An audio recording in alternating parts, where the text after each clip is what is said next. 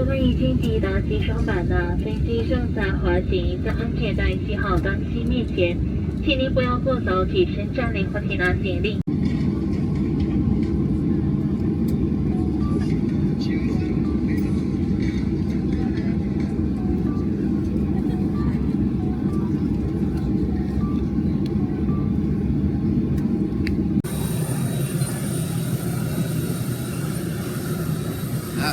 ตอนนี้ก็ถึง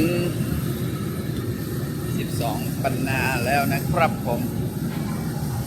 กำลังลงจากเครื่องไปเสียงอะไรนี่บรรยากาศที่12 ปันนาว้าวนะลงมาจากเครื่องกันเดินจากเครื่องแล้วก็เข้าว้าวอากาศไม่ได้หนาวนะอากาศไม่ได้หนาวอย่างที่คิดไว้เข้าไปข้างในก่อน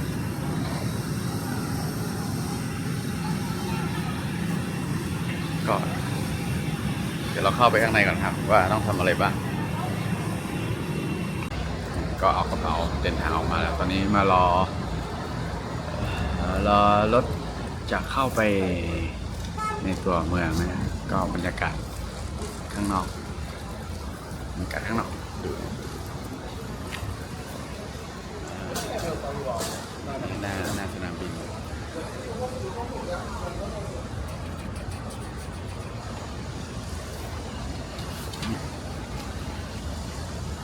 อ๋อรอมาสักพักหนึ่งเลยยังไม่ได้รถนะครับผมก็ยังก็รอกันต่อไปตามบรรยากาศอากาศเป็นยังไงอากาศเป็นยังไงคุยกันเล่นอันนี้รอคนมารับนี่เหลือกันไม่กี่คนไปกันหมดแล้ว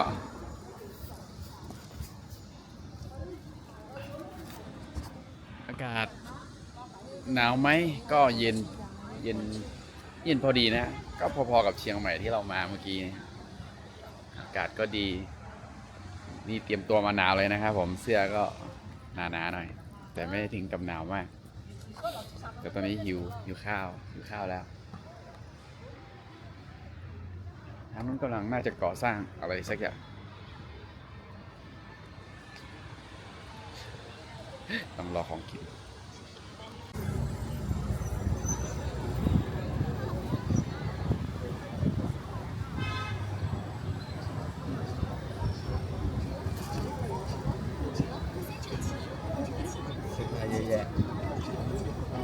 โอ้เดี๋ยวได้ซื้อเสื้อผ้าแน่ๆเลยเสื้อผ้าแล้วโอ้นี่รองเท้าอีกลิ้นนิ้งแหละร้านว่าไงอันนี้เรานั่งกำลังเข้าในเมือง12 ปันนาได้รถไฟฟ้ามากสุดยอดจริงๆข้างบนเปิดประตูได้ด้วยนะครับผมมีเรียกมาโดยแอปดีๆใช่ไหมนี่ถ้าไม่มีแอปกับจบเลยครับไม่รู้จะจ่ายยังไงมีทางเรายังใช้ไม่ได้ตอนนี้ก็มีเพื่อน เพื่อนที่อยู่ที่นี่ช่วยจ่ายไว้ก่อนนะครับ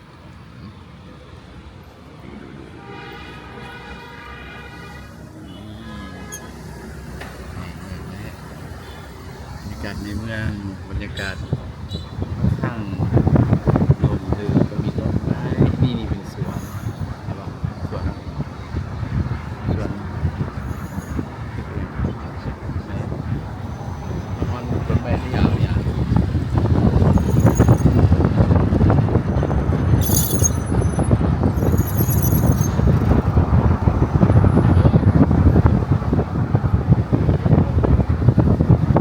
จับมันเยอะมีอะไรบ้างอะไรบ้างเดี๋ยวนี่อันนี้ตลาดเชิญ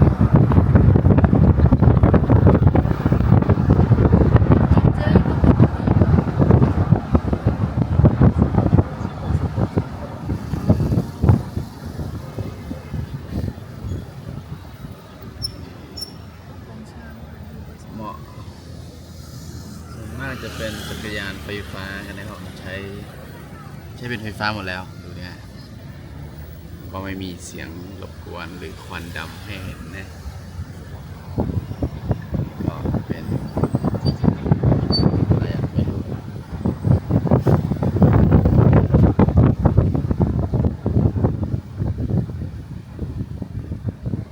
นี่มีผู้เฒ่าผู้แก่เดินจุงมาเดินออกกำลังกายนะฮะ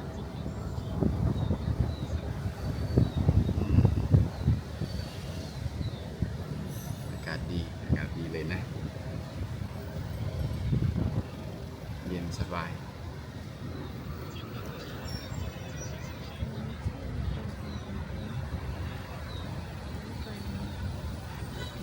ตอนนี้กำลังเดินทางไปที่พักนะครับพักเราจะอยู่ในโซนตัวเมืองนี่อะไรสะพานใช่อันนี้เป็นโค้ะขามนำมาโอ้ขามนำ โคลง12ปันน้าอะไร อ๋อโคหลวง12 ปันนะ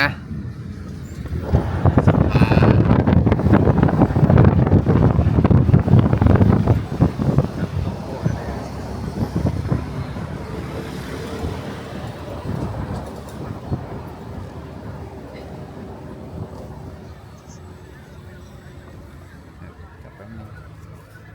ดูเด็กไอคนถ่ายครับสื่อเอาตกคุณนั่นน่ะไปน้ำพุนพอแล้วไม่อยากออกมาแล้วเนาะ บรรยากาศเป็นสะพานนะคะนี้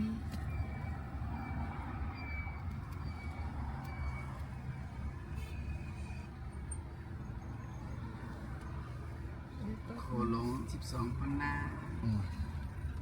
โคลง12ปันนะ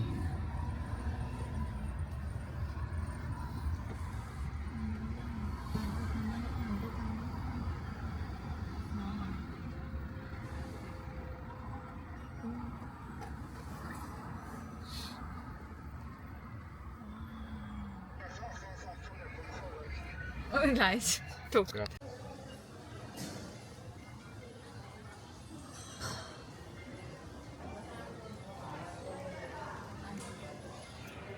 ตอนนี้ก็มาถึงที่พักของเราก็เจอ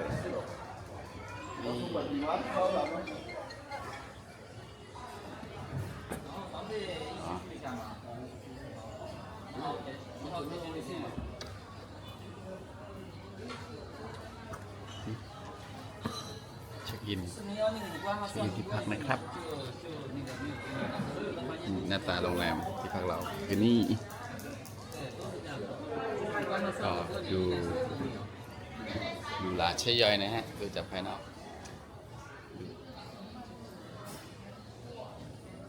ความหรูหราอลังการแสงสีเสียงไม่มีแต่แสงเด้อนี่ลายชั้นอยู่เนอลิฟต์ขึ้นไปนะฮะกระเป๋านี่รอเช็คอินนะตอนนี้มันว่าเฮ้ยค่ะ อะไรรูปของอะไร ถ่ายรูปอะปกติถ่ายรูปเนี่ย ป ปกติถ่ายรูปอันนั้นอยู่ไทย ก็เอาเต็มพาสปอร์ตตอนนี้เรียบร้อย ไม่ละ ไปห้องนอนครับเปิดดูครับผมห้องเป็นยังไงลุ้นกัน งามก่อตืด งามกว่าเจ้าเปิดในเจ้า เสียบไฟอะนี่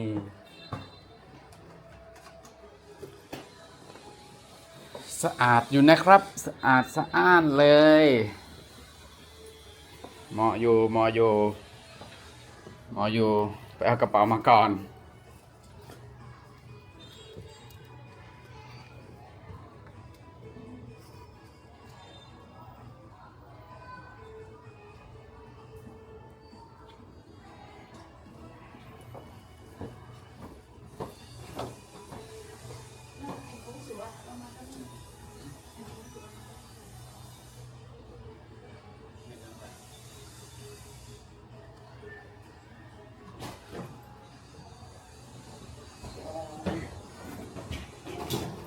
เยอะ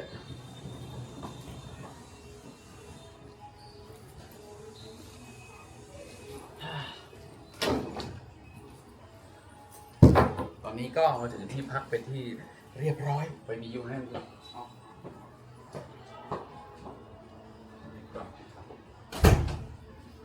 แล้วเดี๋ยวเราก็จะไปเดินเล่นฮะละแวกนี้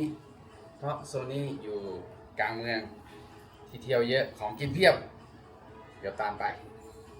ก็เดี๋ยวเสื้อผ้าก่อนใช้แบตนิดนึงก็จะหมดแล้ว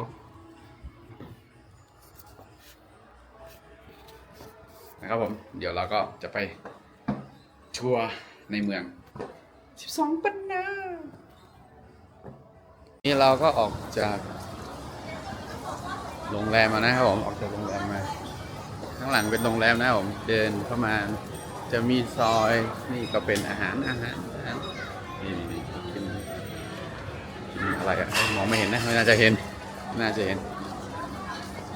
เดี๋ยวดูบรรยากาศก่อนก็เป็นที่ซอย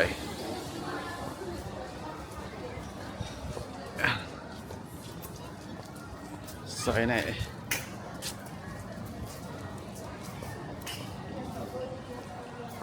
เอาไหมฮะอ๋อนี่ตึกที่เราเห็นที่สะพานเมื่อกี้เนาะตึกแปลกๆไว้นะเป็นตึกอะไรอย่างไรรู้ไหมไม่รู้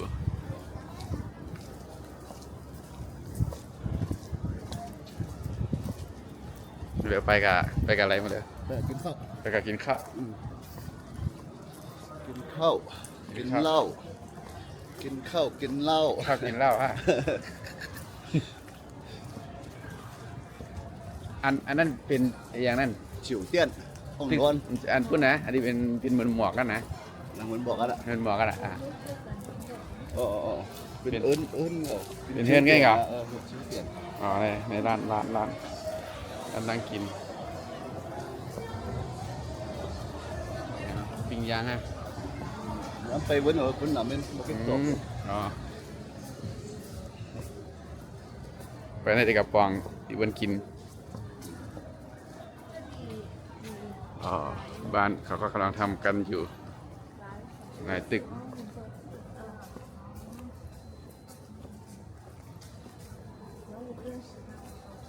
เกิดฝนตก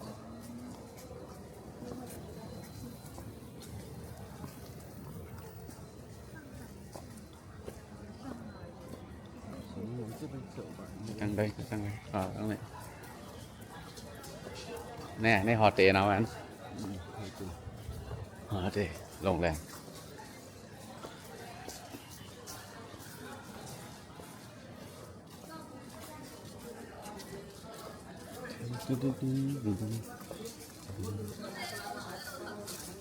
เป็นที่มันขาดขายแค่ผ้า ยับถกมาเป็นเสื้อคลุมด้วยยับผี นี่พุ่งเอาบนเจ้าอะฮะอ๋อนี่ตึกที่เราเห็นเมื่อกี้ตึกส่ง ห้างหมอกจังซี่ห้างอย่างเดียว แบบบัว ห้างหมอกบัวอ๋อห้างหมอกบัว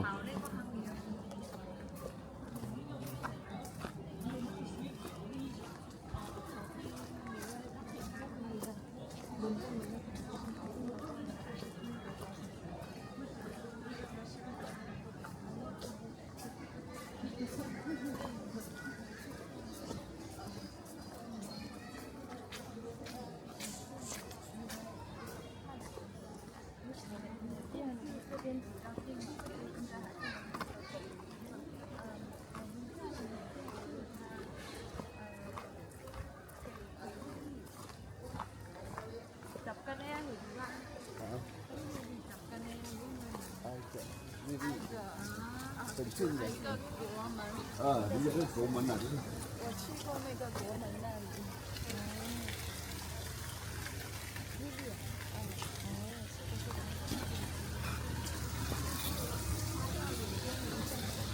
มาเลี้ยวบนเจรถไฟฟ้านำเนาะ รถไฟ รถไฟฟ้านำ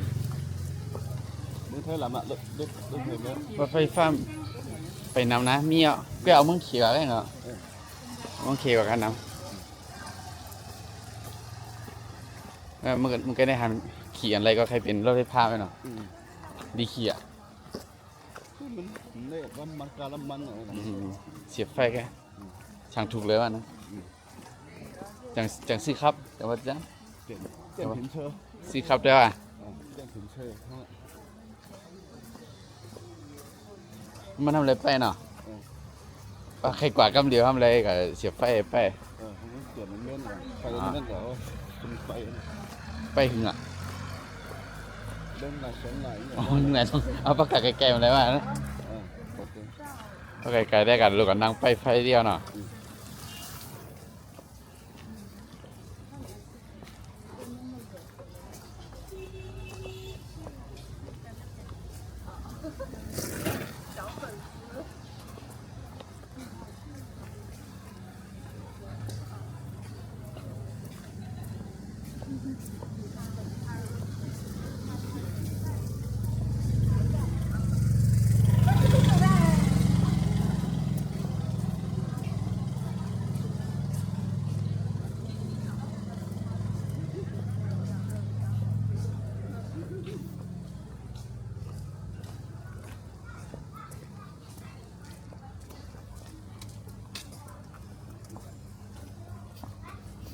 อย่างเดียวเลียน เอาทุเรียนมักอ่ะจังหวัด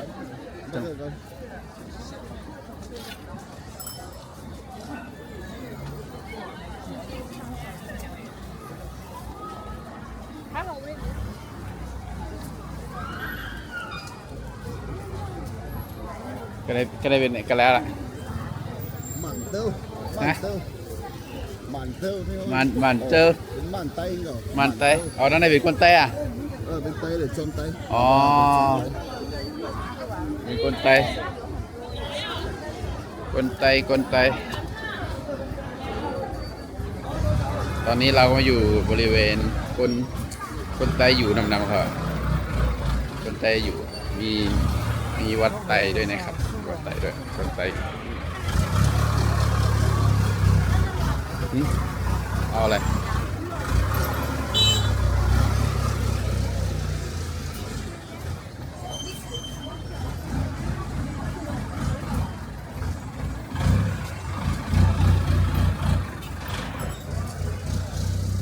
จะได้เป็นคนใต้อยู่อ่ะคนใต้อยู่นำคนใต้อยู่นำไงหวานคนใต้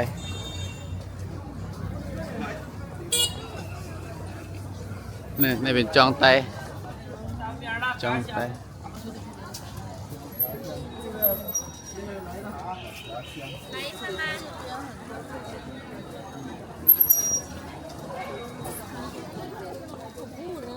ฮะอ๋อทบูน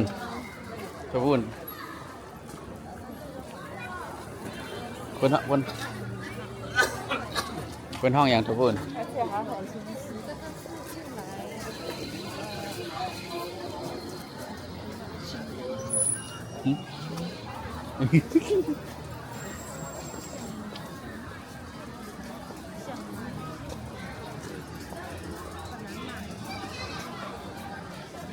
อนนี้ก็อยู่บริเวณคนหนาแน่น ยาไต คนแต่เพื่อนเพื่ออ๋ออืม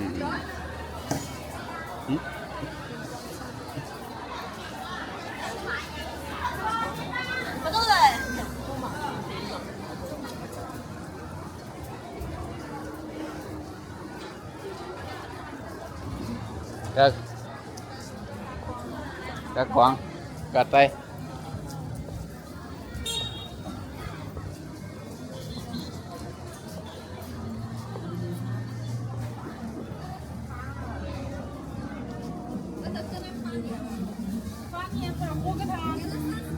iniอะไรมาลาชายกัน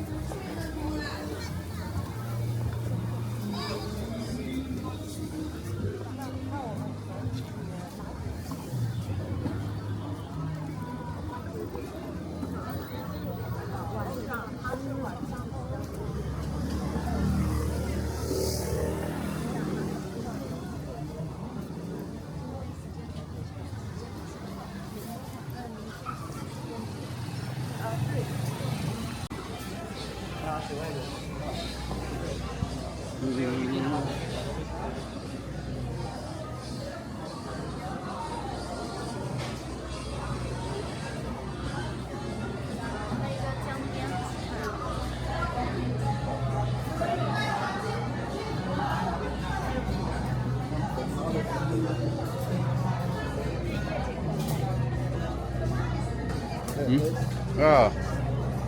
มี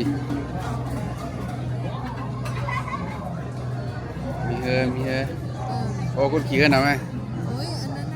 โอ้ยอันนั้นน่ะ อย่างเคยเหมือนกรุงเทพไหมล่ะเรือขี่เรือก็มันยาสะพานเหมือนอย่างอารมณ์เหมือนกรุงเทพอ่ะแบบเหมือนคล้ายๆนั่งเรือแม่น้ำเจ้าพระยาแล้วมาเจอสะพานพระรามเก้ามานะ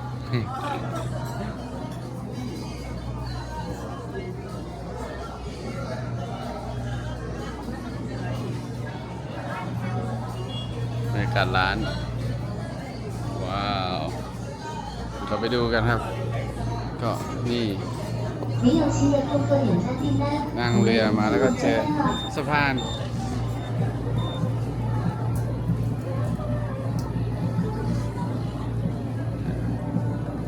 โซนข้างล่างนะครับผมดูบรรยากาศอันนี้ก็เวลาประมาณ3 ทุ่ม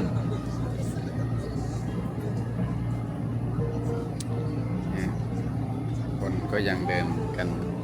เต็มนะฮะก็มีคนมากินข้าวบรรยากาศร้านน่ารักมีซุ้มคุ้มค่ามีเรือหลายชั้นเลย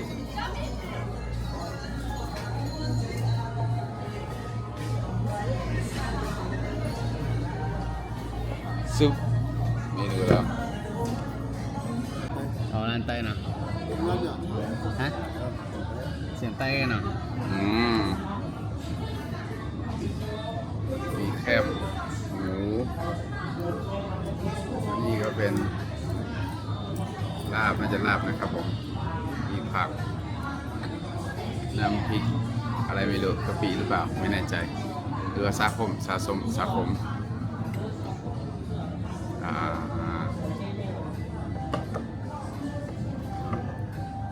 ก็มียำไข่ซุปกุ้งหมู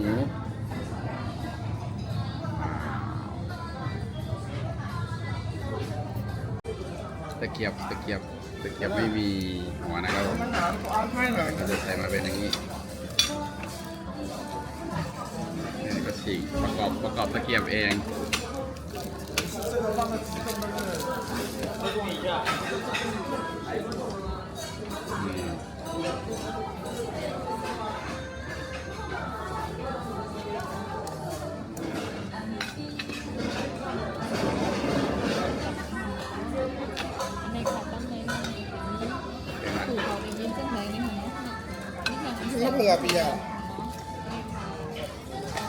ทำกินตอบเองกินเองครับเวลาใช้ก็ทิ้งนี้แล้วก็ล้างอันนี้ใช้ได้ต่อเลยดีแค่วางไว้ห่างไว้เนื้อถ่ายไว้ก่อนซื้อแพงน้ำดูได้ไหม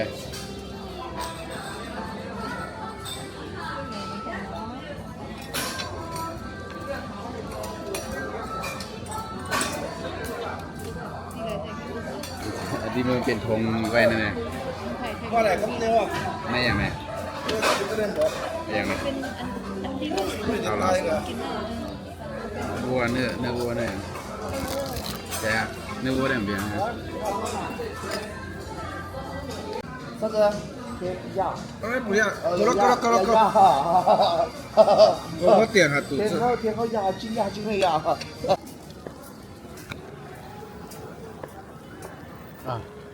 มันเทียบมันต่อล้วนฮะเจ้